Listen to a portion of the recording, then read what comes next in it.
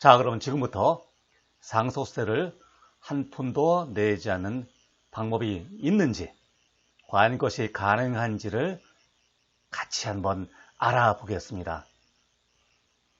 자, 자산의 무상 이전이라는 측면에서 상속과 증여가 있습니다.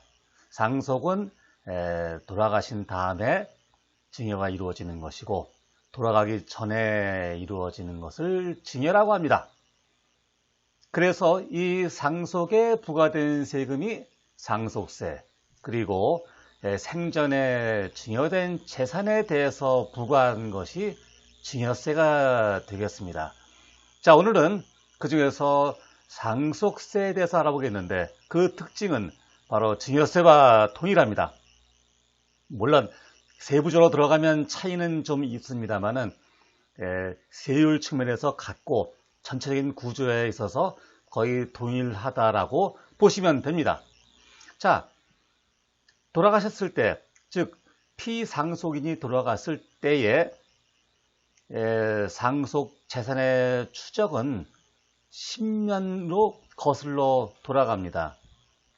많은 노인분들이 내가 현금으로 만들어서 다 쓰고 가면 아무것도 모르겠지라고 생각을 하시는데 절대 그렇지가 않습니다.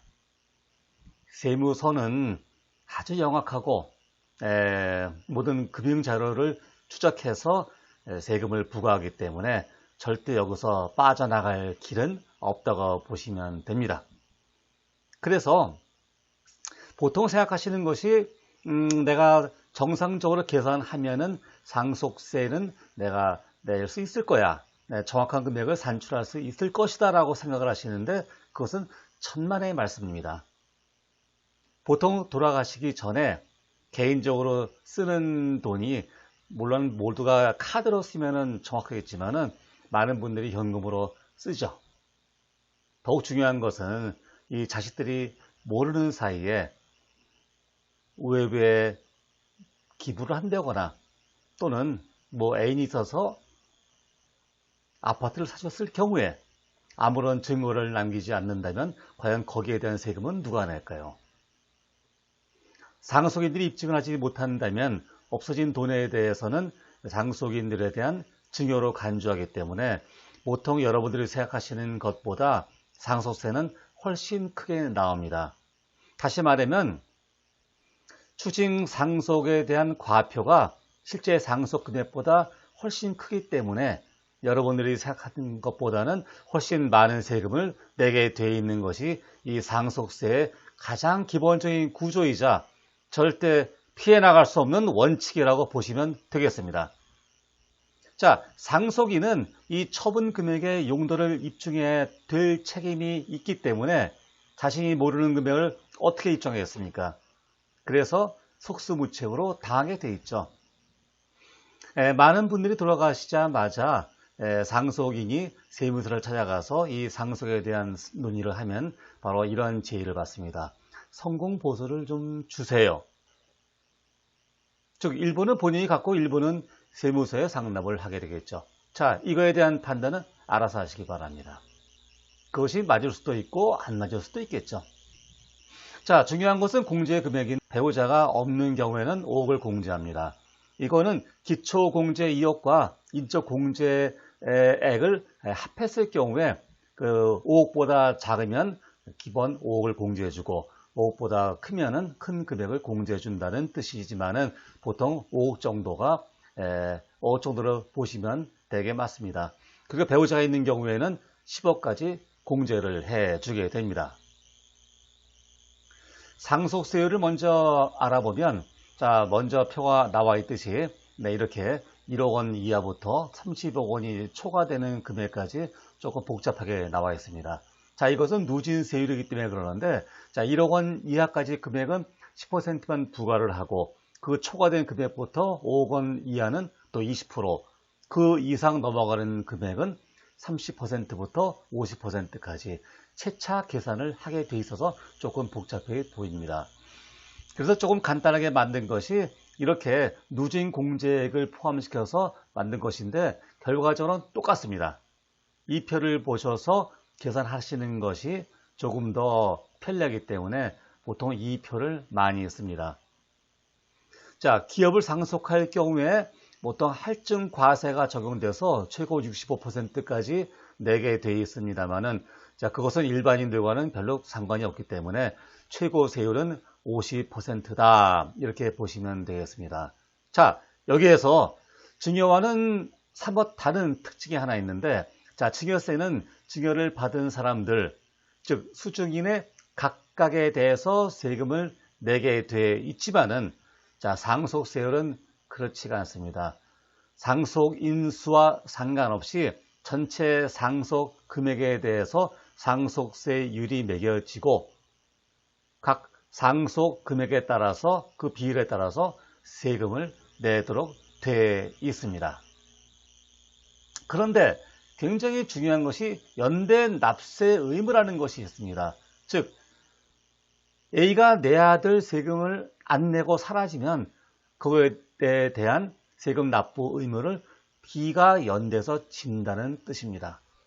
자, 여기 예를 들었습니다. 자, 두 명의 상속인이 전체 10이라는 금액의 상속을 5대5로 받고 상속세가 3이 나왔습니다. 그러면 두 명인 상속인은 1.5씩 납부를 하면 되는데, 그 둘 중 하나가 납부하지 않으면 나머지 한 명이 나머지 금액에 대한 납부 의무를 연대서 진다는 말입니다. 자, 이런 경우는 피상속인이 생전에 증여를 하고 돌아갔을 경우에, 그 다음에 상속금액의 차이가 났는데 개인적으로 받는 상속금액이 전체 상속세보다 작은 경우에 아주 큰 문제를 야기하게 되죠. 또 한 가지, A와 B라는 두 명의 상속인 중에서 한 명이 상속을 받고 잠적하고 남아있는 재산이 외형적으로 없을 경우에 그 내지 않은 상속세를 A가 전에 부담해야 되는 그런 큰 문제가 생깁니다. 자, 이것은 정부의 조세의 편의주의에서 생긴 것이기는 합니다만은 어쩔 수가 없습니다. 물론 최근 대법원의 판결에서 조세 불복을 할 수도 있다라고 판결 나온 것은 있지만은 결국 그것은 한번 저항해 볼 수가 있다는 의미지, 그렇게 한다고 해서 결국 법원에서 납세자의 편을 들어준다는 그런 보장책은 되지 않기 때문에 상당히 위험한 것이 되겠습니다. 형제간에 세금을 내지 않고 도망갈 수 있겠냐고요? 아주 굉장히 많이 발생합니다. 지금 대한민국에서 벌어지고 있는 모든 경제 소송은 모두 99%가 집안 내에서 벌어진다고 보시면 됩니다. 또 그 중에 상당 부분이 이 상속에 관한 부분입니다. 그래서 여러분들은 상속에 대해서 아주 세밀하고 치밀하게 준비를 하지 않으면 큰일 날 수가 있는 겁니다. 자, 한 가지 예를 들어 보겠습니다. 자, 아버지가 아들에게 100억 원이라는 돈을 상속을 하고 돌아갔습니다. 자, 부인이 없으니까 기본 공제 5억을 받고 95억에 대한 세금을 계산하면 상속세는 42억 9천만 원이 되겠습니다. 물론 이렇게 큰 돈을 상속받으니 이 정도 세금 내는 것은 당연하지 않겠냐고 생각을 할 수 있겠지만은 그건 여러분들의 얘기죠. 막상 상속을 받는 사람의 입장에서는 이 돈이 굉장히 아까울 수가 있겠습니다. 자, 그럼 중요한 마지막 대목에 왔습니다. 자, 이 42억 9천만 원의 상속세를 과연 안 낼 방법이 있을까요? 있습니다. 자, 아버지 살아생전에 아버지의 재산이 100억이라고 추산이 된다면 아들은 사전에 아버지에 대해서 100억 원의 반환 소송을 내면 됩니다. 자, 민사소송이지만은 아버지가 재판정에 나오지 않거나 인정을 하게 되면 결국 아들은 이 재판에서 승소 판결을 받는 것이고 굉장히 중요한 집행권한을 부여받게 됩니다. 이 집행권한이라는 것은 그 어떤 것보다도 우선적인 권한을 부여받는 것이어서 그 어떤 것에 대해서도 대항할 수가 있는 것입니다. 물론 이와 동일한 효력을 갖는 것이 세 가지가 더 있습니다. 그것은 바로 법원의 지급 명령, 결국 같은 것이라고 보시면 됩니다. 그 다음에 아들과 아버지 사이의 조정, 결국 이것도 법원이 해주는 겁니다. 자, 법원 외적에서 하는 것 중에 바로 유일한 것이 변호사, 공증 자격이 있는 변호사가 해주는 공정증서입니다. 공정증서를 받아 놓는 것도 이런 법원의 판결과 똑같은 집행권원이라고 볼 수가 있습니다.